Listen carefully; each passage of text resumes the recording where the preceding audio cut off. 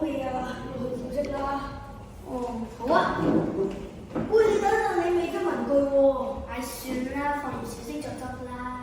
而家整結月啊！如果唔係冇星星㗎。我等。放小息咯，轉頭問咁我哋不如問下圖喎，整結月整唔整結啦？好喎，走啊！走咯！你想唔想有星星啊？我梗係想啦。你想唔想有星星啊？想要。咁你知唔知點樣先會有星星啊？應該要保持安靜，聽老師話先可以得到星星㗎。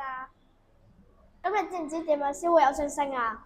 小息之後要閂埋啦，書包。喺整件嘢入邊，如果想攞到最多星星，就記得做以下嘅事啦，包括離開課室前記得收拾好台面嘅用品，仲要拍好凳，拉埋書包拉鏈，千祈要記得，仲要保持地下清潔，唔好有垃圾啊！希望大家可以喺整件嘢攞到最多星星啦，拜拜。